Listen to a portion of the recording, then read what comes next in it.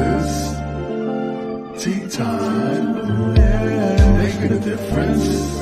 One cup at a time. Tea time. So be sure to grab your tea, grab a seat, and tune in to Miss Liz.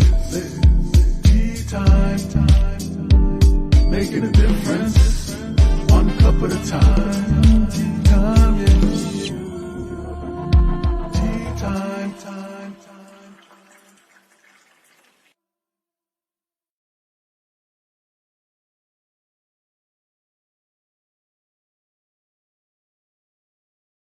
Well, welcome everybody. It is season 5. That's right. We're starting a whole new year all over again. And this year, Miss Liz's goal is 100 cups of tea. That's right. Last year we did 161. This year, Miss Liz is just removing the morning shows, but we're going to still do afternoon and evenings, and we're going to get 100 cups of tea in there. And I have the incredible John Michaels Matter from Trinidad coming in and speaking to us today on his life story, mental health advocate. He's an author, he's a founder, creator, life coach, youth developer. He's all of that. And we're going to start off the years nice and strong, and we're going to make a difference with a cup of tea. That's right. I said tea. So TEA. Now, if you've been watching all of the promotions and all of the flyers going out for season 5, you'll see the little teacups now. That's a new look that Miss Liz has added this year for tea time. And you'll see that each tea has a different word for my guests, because that is their tea, and this is how we serve tea in this house. We bring a difference through the TEA. So I'm going to bring in John Michael Meyer, and he's going to share a good strong cup of tea with you today. And we're doing, I believe his tea was, let me remember if I got this right, tenacious, empathic, and ambitions. I think I got it right. I'll find out, because I'm going to get John in here and we're going to sip and spill some tea together. So let me get John in here. Welcome, John. Hi, thank you, Miss Liz, for having me here. It's a pleasure to be with you, and it's amazing to have such a platform. So, hats off to you.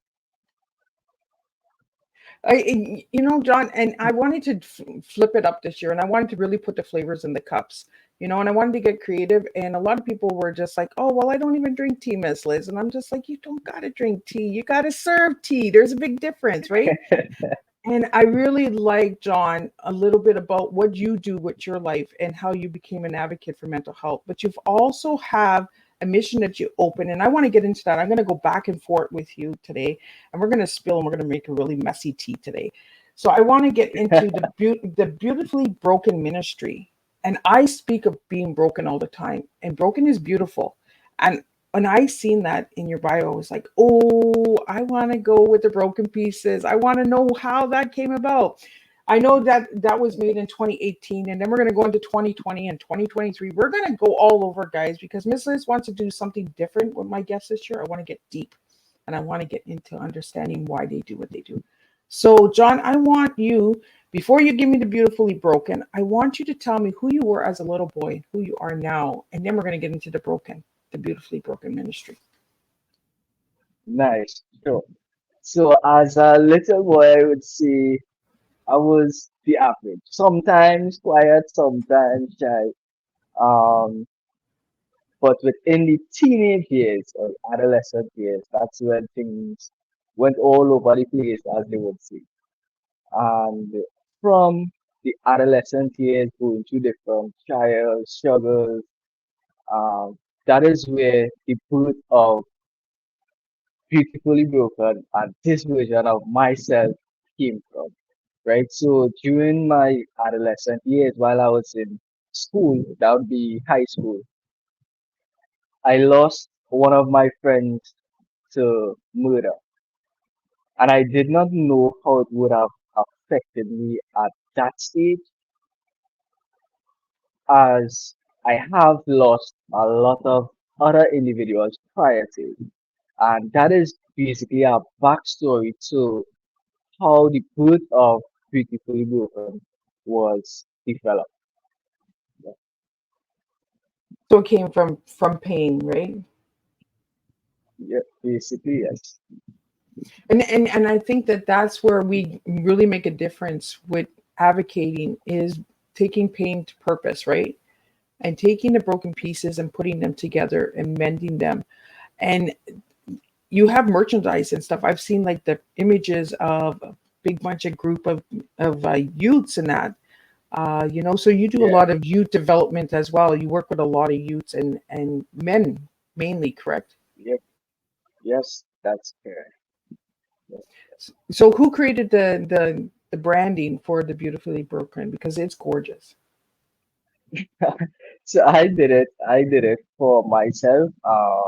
Did the concept, did the idea, did the graphic.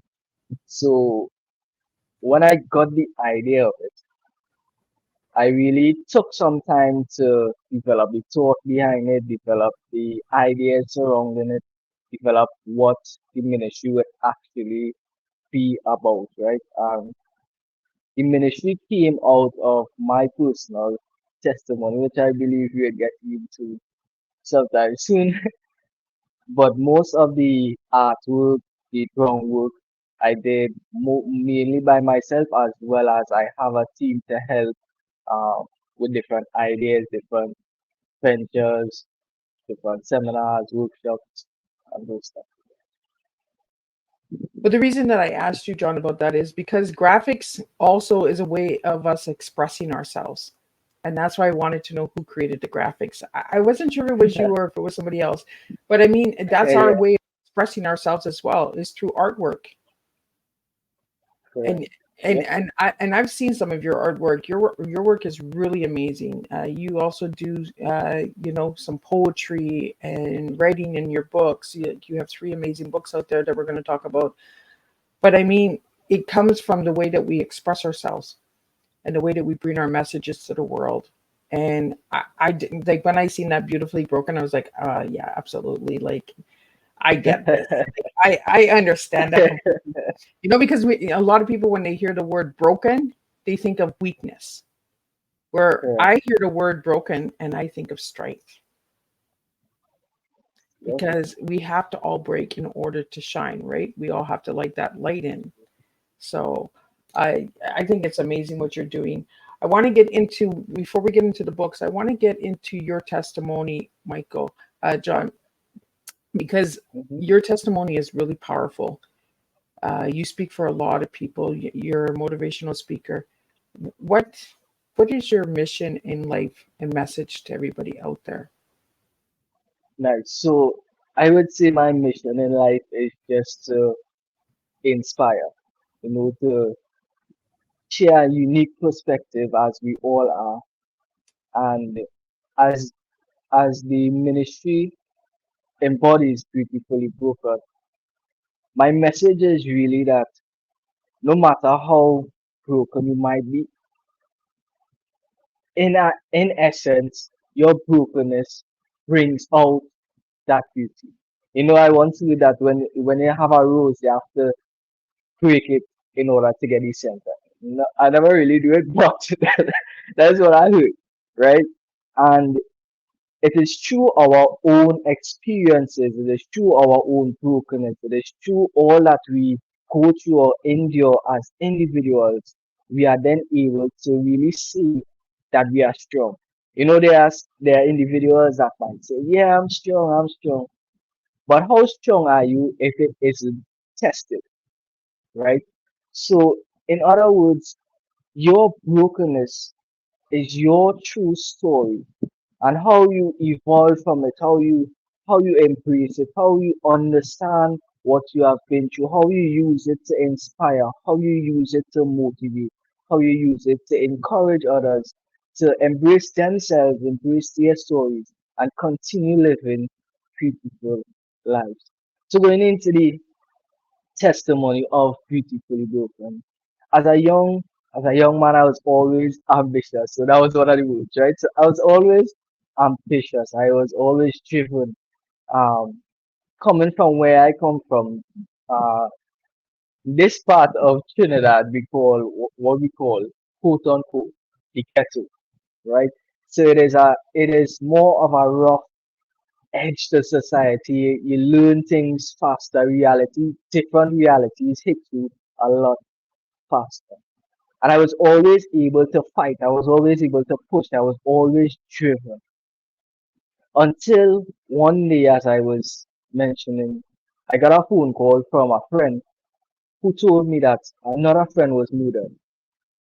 And it really took a turn in my life at that point in time. And I went to his funeral with an ex friend. And then the year after, that friend passed as well. Same thing. And then my life spiraled at that point in time because I started to ask myself or question the question that most times we have at some point in time is, what is life actually? Is life worth living? And at that point, I ended up in St. Anne's. Now, down here, that is what we call, as outside would know, the a mental institution, right? So it was a mental health hospital that I ended up in at one point in time. I went through depression. I attempted suicide twice. I've been through, I would say, the darkest of times that some of us would be able to understand and relate. You know, those times where you feel like you can't go anymore. Those times where you cry in the shower and it's only you alone that understand that feeling. That those times where you're up at night and you can't sleep because of all that has been that all that you have been through, all that has been on your mind. Sometimes there are days that you wish you don't get up to see the next day. All those dark and deep moments, I've been there and I've done that and I've attempted suicide twice. And within the I went in the mental health institution twice as well. And within the second time of me going, I remember at that time I was telling my girlfriend at the time that I have things that I need to change or I need to fix. And I wasn't coming out until I was able to fix. Now, for me personally, I thought it would have come from the doctors or the meds or the psychologists or the therapists. Now, this is my personal story. But it came from one day I sat down and in the mental health institution, there's nothing to really do but take meds, eat, and sleep. So I told the nurse one day that I'm a Christian. So I asked her if she could call my father to bring my Bible for me. And then he did. And when he did, I got a word that said, I have you here to raise you up to show the world how great I am. And at that point, I knew everything changed. A lot changed mentally, but still the situation on the outside did not. And I want to put a pin there because sometimes we think that healing happens today or it happens overnight. Or sometimes we get our word and we feel like we on top of the world and we could keep pushing and then we realize that the next day something different happened. And especially with mental health illnesses, some of them they aren't really cures for it. You are just able to manage better what you could now understand.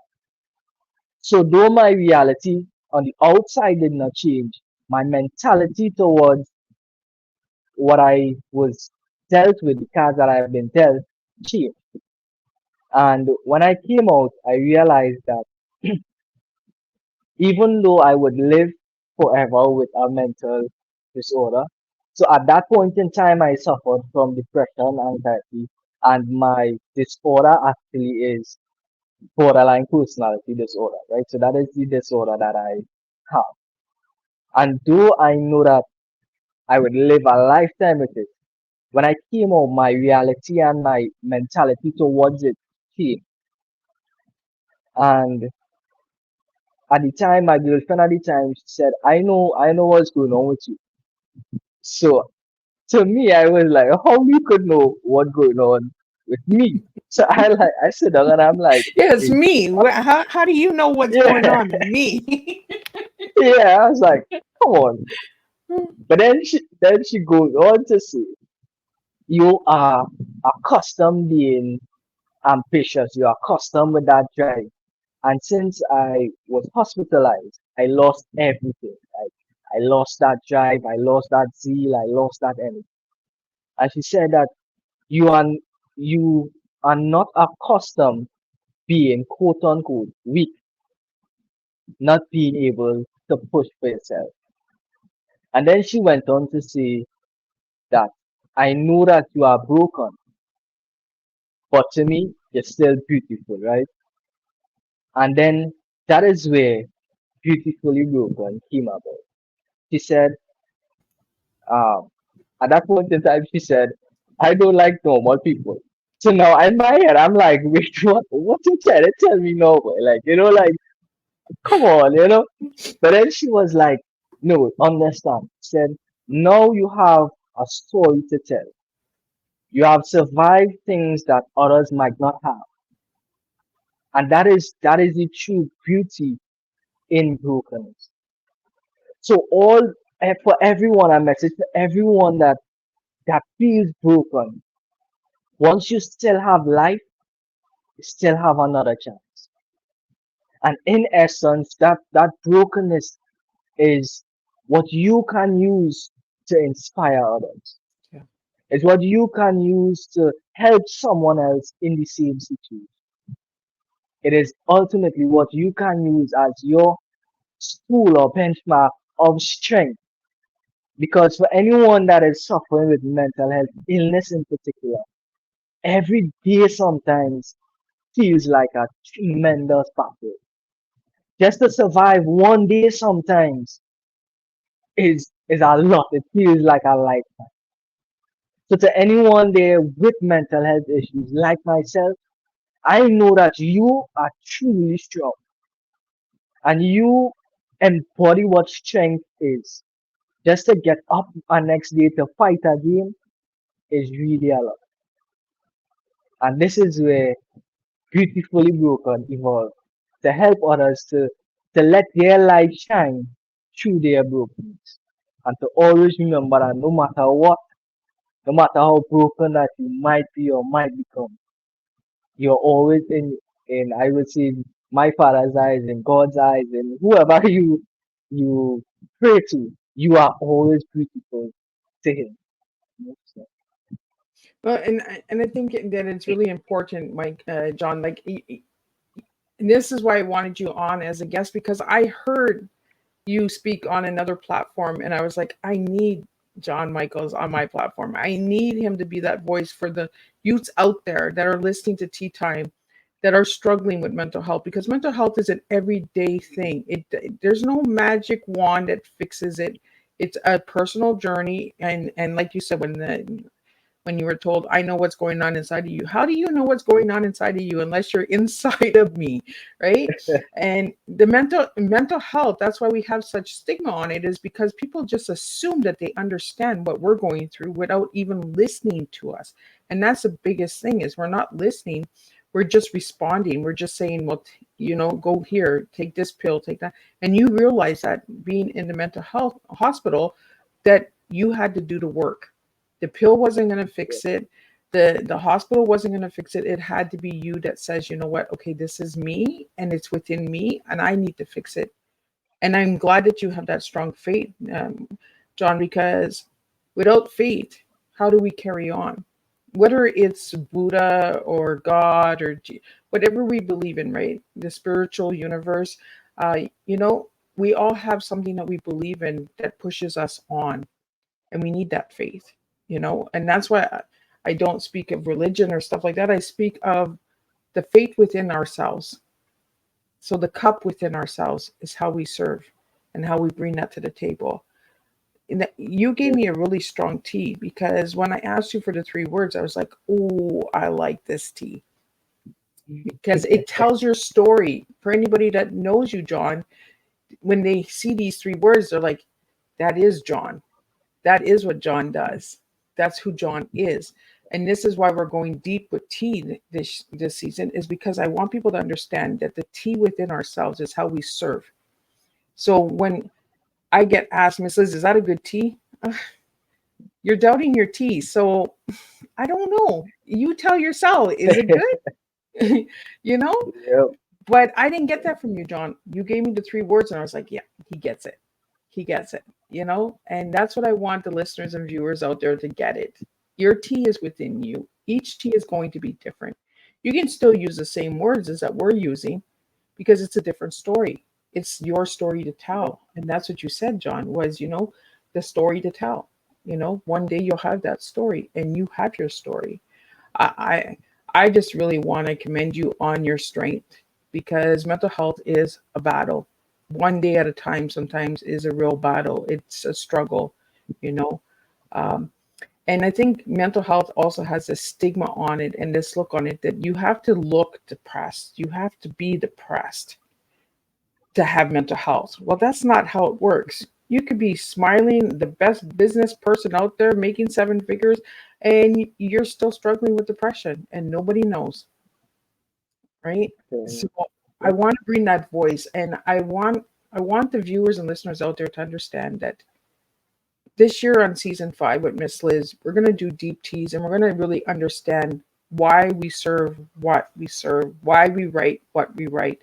John, you wrote 3 amazing books that I want to get into, and they do tell a little bit about you as well as an individual. So if you want to share, I'm just going to read the titles out. I'm not sure if I have them in the right order, but you have The Rebranding Relationships, Self Love, the Foundation of Relationships, Lessons My Father Never Taught Me, The Perfect Gentleman, and Finances on a Page, a comprehension guide to financial management. Now, I hope I have them in the right order, and I'll get you to share a little bit on books. But before we get into John's books, I just want to do a special shout out to Best Version Media for supporting Miss Liz for the last year, and we'll be supporting Miss Liz's Tea Times for the next 3 years with the podcast and other stuff out there as well. So we will be doing special shout outs this year on Tea Time. So if you want to shout out for your business and stuff like that, you can also do that. John, we're going to get into your books now. So again, thank you to Best Version Media for supporting Miss Liz and her journey with podcasting and making a difference with tea. So John, share a little bit about your books. We'll start with the first book. I hope I have them in the right order. Yes, so they are actually in the right order, right? So the first one, just to make it short, self-love, the foundation of relationship. After being through my experience with mental health issues and challenges and the hospital, I realized, as you rightfully said and rightfully picked up within the conversation, it had to be about me. Everything, and I don't want it to come across or sound as self-centered or arrogant, but everything comes from within you. So, for example, you can't pour from a cup. We're talking about tea. How could you pour from a cup that has nothing? How can you spill tea if there isn't any tea to spill? Right? So I had to realize and understand that who we are comes from within us. And sometimes along the line, we look to others, we look to relationships. I don't feel fulfilled, so I need someone else to fill that void in my life. I don't feel complete, so I need someone else to, as they say, quote unquote, complete me. And I realized that we had that order in the wrong order. And I realized it started with us. We had to be complete in ourselves. That doesn't mean complete doesn't mean exempted from flaws. It means that we understand who we are. It means that we know our strengths, we know our weaknesses, we know what we are capable of, and we know the things that we don't want to really get into. But we know who we are in its entirety. So self-love was really about being able to love you before you can pour that love out into someone else. It is being able to look within before you look outside. So once we could develop who we are internally, then we are better able to deal with relationships external.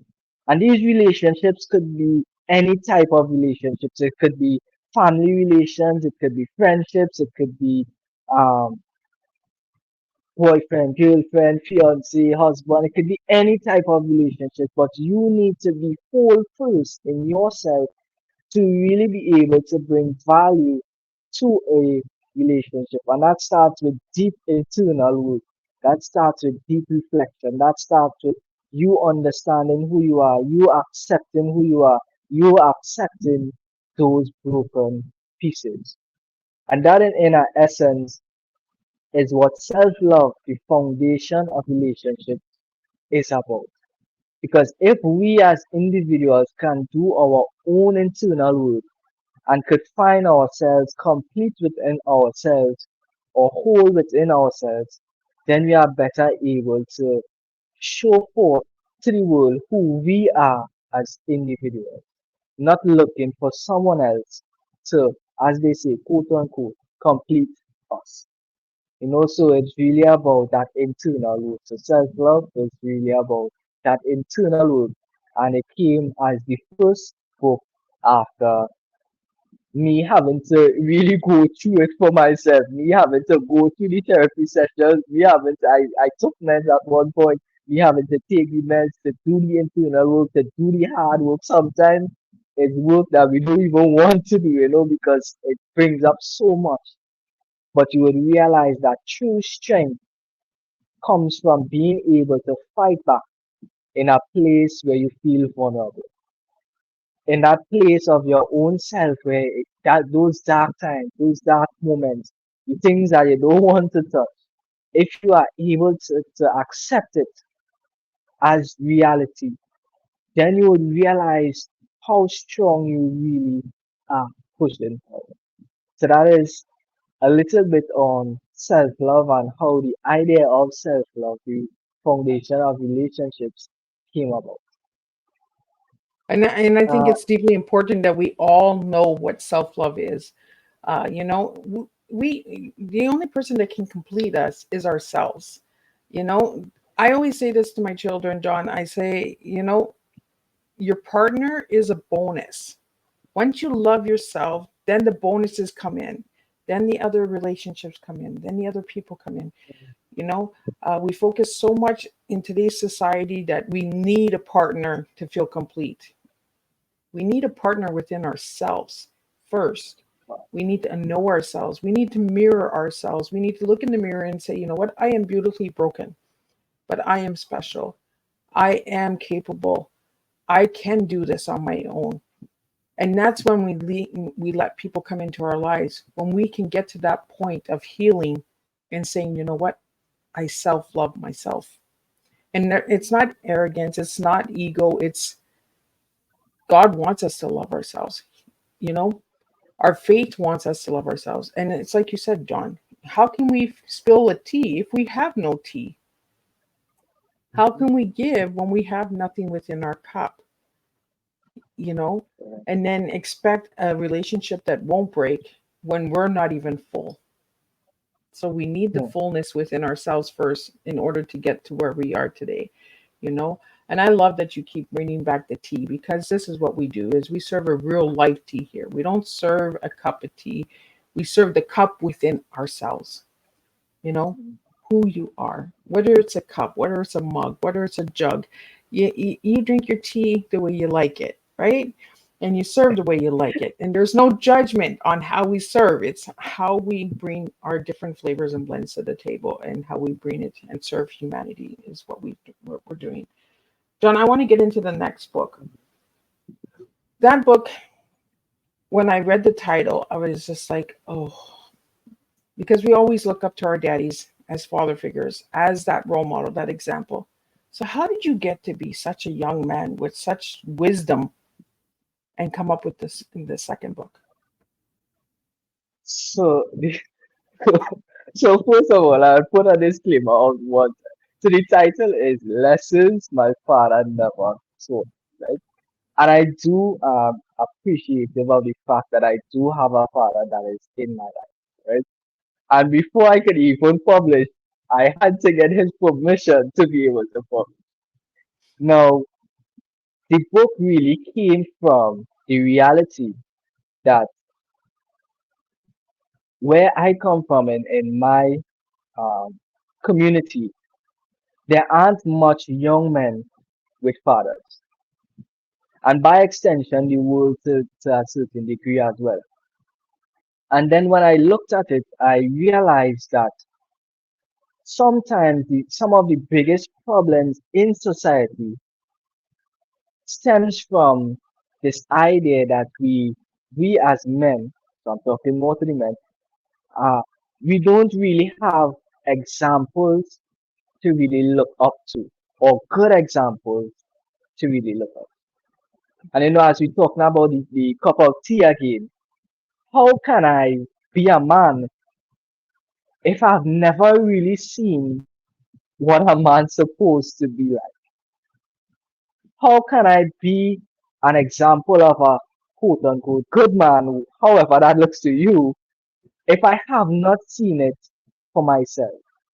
And they say children learn what they see. So within me doing the work that I do with youth and community, I realize that a major issue that we face within my community, that is, and by extension, others that could understand, is that we don't know what it is like to look up to a male figure that is a grounded individual, a male figure that is upright, a male figure that is honest, a male figure that is deemed quote unquote good, right? And even to the female side, when dealing with younger females, you would realize, or within my scope, I realized that those individuals, those young women that were raised without father figures, they do a lot of different things to try to fill that void. They look to so many different individuals trying to fill that void, or many different avenues, whether it be drugs, whether it be anything to try to fill a void that they really feel that they can't fill. And lessons my father never taught me really came out of the fact that I saw that there was a need for guidance. So this book, in essence, was like a father to those that don't have one. So it's about teaching the lessons that we as men should have been taught from our fathers.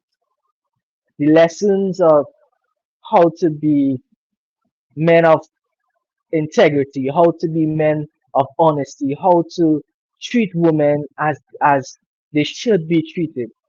To handle situations with care, to handle situations with strength, but not using ego as strength. So within community, within the male community, sometimes we think strength is being dominant. Sometimes we think strength is, being overly aggressive. And these are some misconceptions that we as men try to adapt for ourselves because of the fact that we really most times, sometimes, don't have good male figures to look up to or to emulate. So the idea of lessons my father never taught me really came about from that need of realizing that within my community in particular, there aren't much male figures to look up to.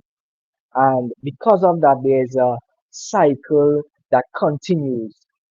And this book is just one avenue or one way in which that the community can address this problem and then seek to move forward from it. Well, I think this book, John, also opens up to all global wide because it's an issue that's globally, father figures, and it's like you said, how can I be a gentleman if I've never been taught how to be a gentleman? You know, uh, how can you ask me to be something that I never had? Because we do learn and teach from our elders. If our elders are not teaching us, how do we expect to learn? So we have to go out and we notice that things are not right and we fix it. And I feel that this is what this book is doing is it's giving you that lesson if you never had that father figure to read this book and to understand that, it's not just in Trinidad, in your community, it's a global pandemic. You know, there's so many different pandemics out there. It's not always about a virus, it's about global issues that we're not speaking of. And father mm, figures is one issue that is not spoken about. It is not, a topic that comes to the table. Maybe that's an avenue that we can start opening, is having these conversations and understanding why fathers are not stepping up. Maybe it's because they never had that father to step up to. So it's a generational cycle. They were never taught it, so how can they teach it to their sons and their daughters? And it is true, when a daughter is raised with no father figure, she will seek attention in a lot of ways that are not healthy. And I'm so glad that you brought that up, John, because we need these conversations on the table. We need to have this yeah, open and raw conversation on hard topics of issues that are affecting worldwide, not just in one community, not just in one country, but around the globe. That this is happening, and it goes for mother figures as well. You can reverse it. So the mother who never taught you how to be a mother, you know, mm, I, and it's generational cycle and patterns that are done over and over and over again until we have that person like yourself, John, that speaks up and says, "Hey, I'm noticing this. Let's fix it. Let's bring you yeah, some information. Let's see why it's not working." And it goes right back to the first book that you wrote, self love. You know, the yeah, fathers may not have that self love within themselves, so how can they give love to a child? There's so many reasons why people are the way they are and why they serve the way they are, right? So how did you go from self love to father figures to financials? Like, I'm just like, and finances. Oh, okay, so he's taking us on another route, he's going down another path. So how did you get on that journey, John? nice. So as you actually made the link, um, lessons my father never taught me was like an attachment to self-love, just more directed to males, right? Now, finances on a PhD came about last year, and it is one of many within a series, right? So again, the overarching theme of my books is actually personal development. So self-love is personal development. Lessons my father never taught me. Again, personal development. Finances, personal development. And going back to the same thing, finances, I believe, is something that a lot of individuals weren't really taught how to actually manage. And the concept of finances on a page was to break down all these big financial terms and all these things for one for any individual to understand. So yes, the title is finances on a page, but it has many pages. But the idea is that you can chart your finances on one page. So the financial information that you need as a person, as an individual, you can't do this on one page. And the concept of this series is on a page series, right? So it is actually breaking down personal development or professional development topics into into books that any individual of any level of intellectual capacity could be able to understand. So it is breaking it down from child to adult to expert, anyone could pick it up and be able to say, oh, this is how I do this. 1 plus 1 equals 2. So the idea is really breaking down all these big topics into simple, concise versions of things that you can use, that you can apply within your own personal life, that you don't really need an expert or a coach to actually guide you through. So finances on a page is the first of the series. Then we're going on to business on a page, leadership on a page, public speaking on a page, a whole range of personal and professional development topics. that we can break down and simplify so that any individual of any age or any background could really understand and apply it practically to their lives. So this is how that aspect of that part came into the picture. See, and the books all align because now I get it. Because now that you've shared the self love and the father figure and the finances, it all starts with self love and self healing, and self awareness. That it starts with you and it ends with you, right? Because financing at any age, when you're a child, one plus one. Well, you're going to kindergarten, you're learning that one plus one. It's not mom and dad, it's not the teacher, it's you. It's all within you. And I see the alignment of all the work that you do, John, and it all flows together. And that's what makes a strong team, is when it all aligns together. When each book, each organization that you've created, each flow of work that you've done, your advocating, your speaking, your training, your coaching, it all flows together, right? It all comes from the same cup. It comes from you. It's all within Yeah, you, you know. yeah, It's truly inspiring when you see that, when people understand their purpose in life, that you open up so many doors for others, and you just never know who's listening and who's being inspired. When I heard you speak at Carl's event, I was just like, oh, I need this boy. Like, I need his tea. I need to understand why we're not getting these voices out in the world.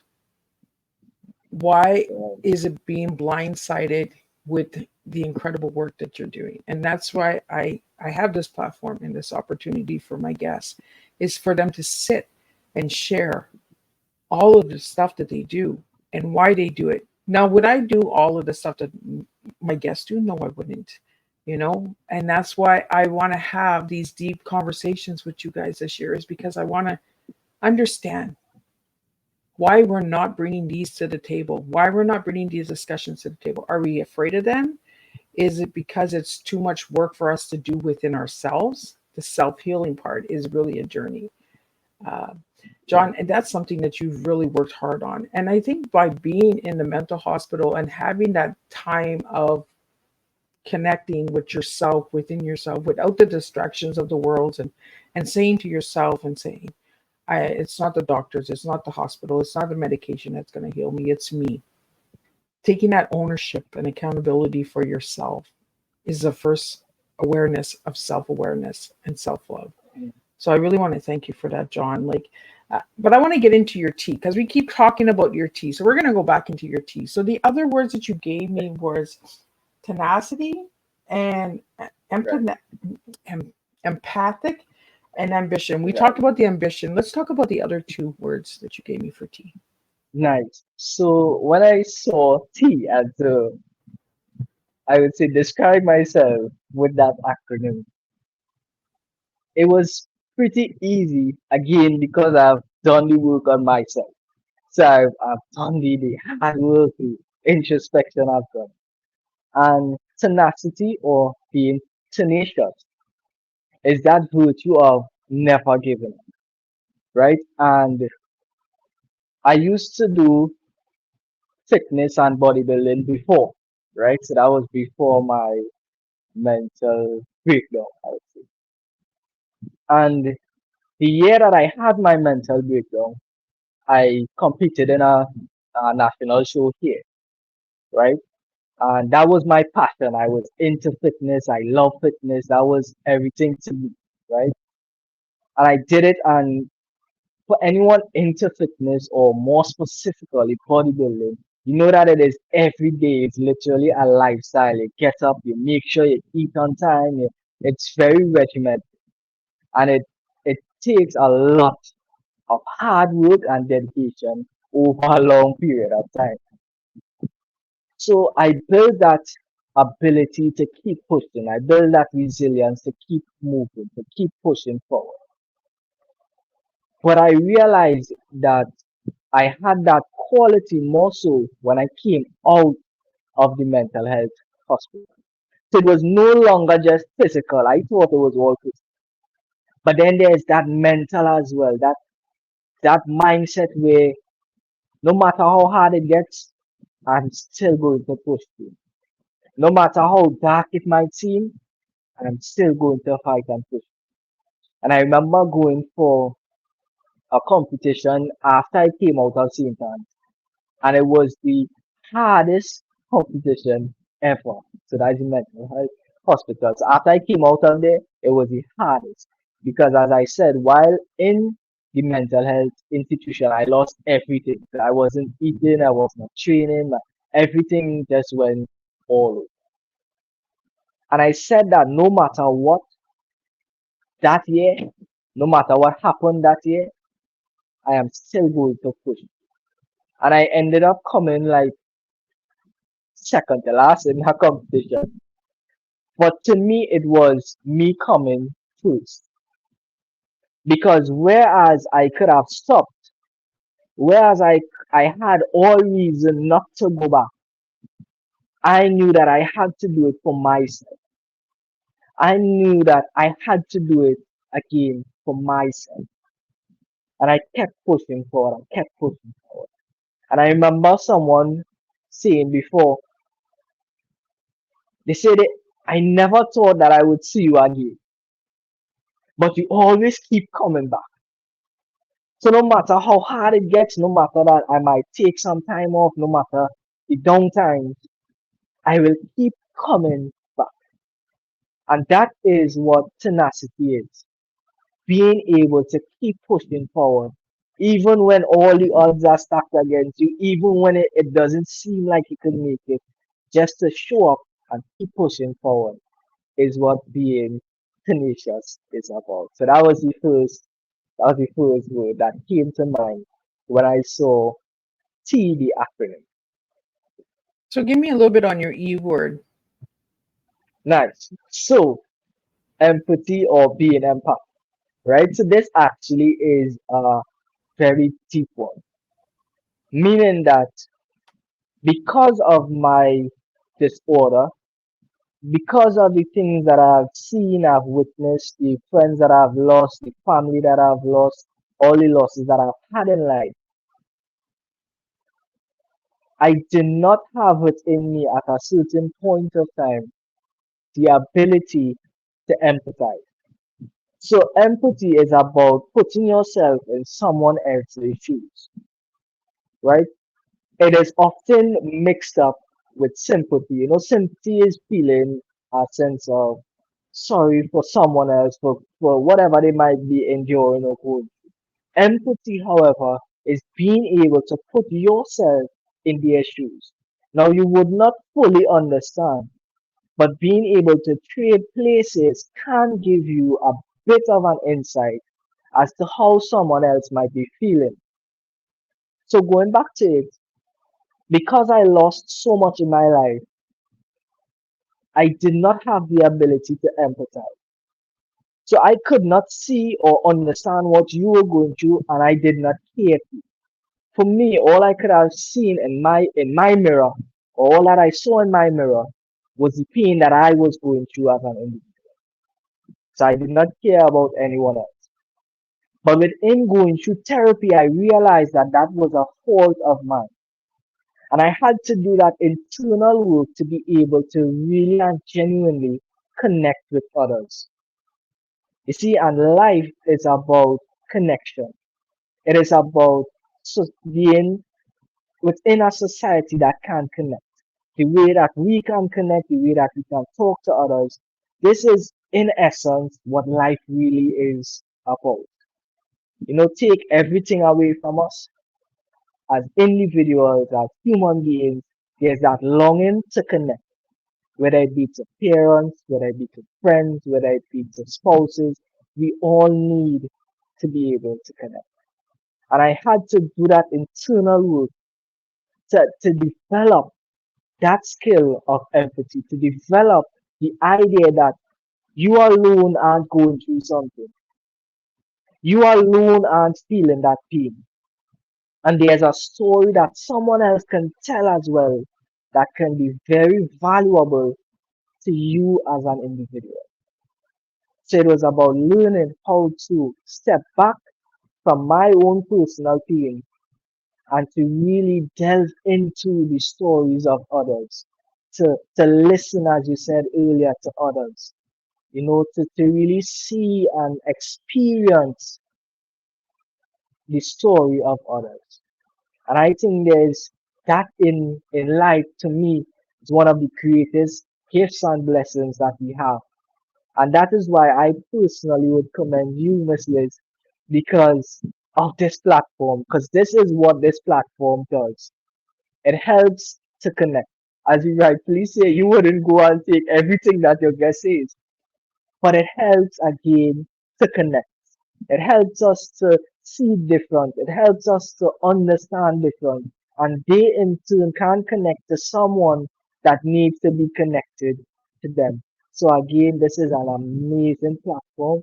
And I do wish you all the best and to keep up with the great work that you are doing within this area of connecting or bringing connection between individuals.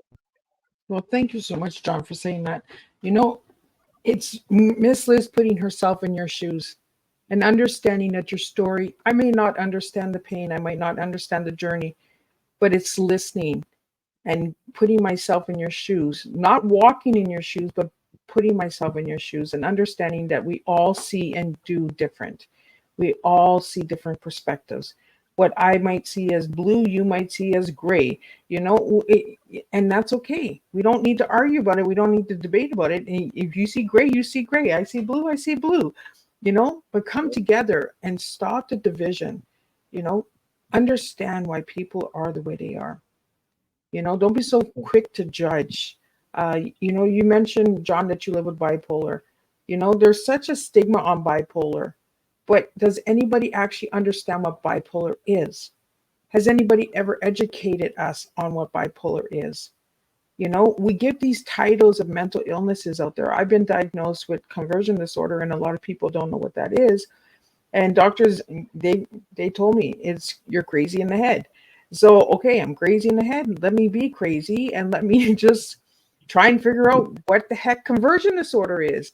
Like, you're just giving us labels and titles, but you're not telling us what the disorders are, what the side effects are, what to look out for, how to prevent episodes and side effects, from medication and therapy. If too much therapy is no good for us as well, for some mental illnesses. If you're just speaking about it, you're just speaking.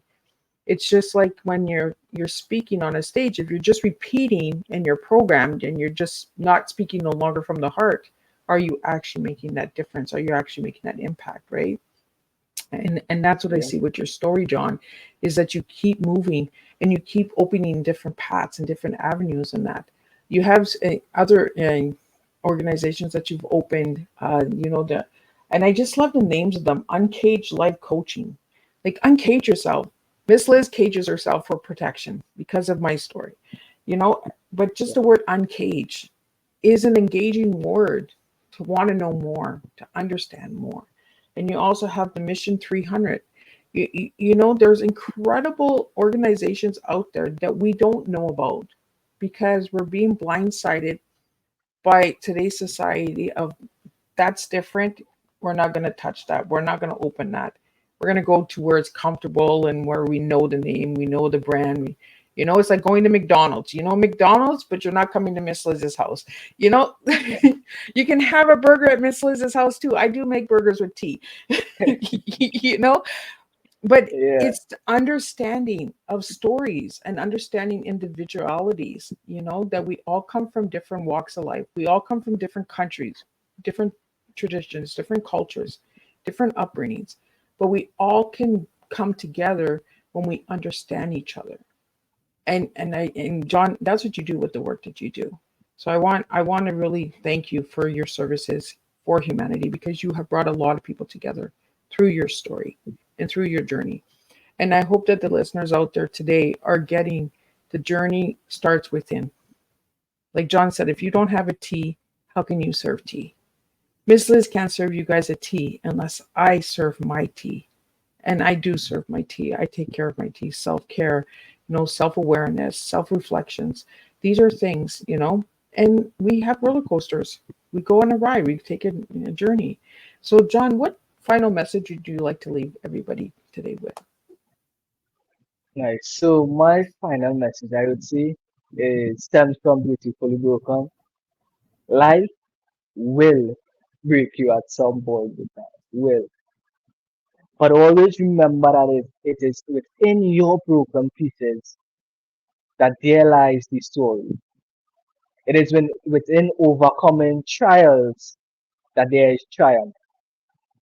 And it is within the mess there comes a message. So to anyone that feels like it's too hard to endure, myself being within situations myself, I can tell you, just keep pushing forward.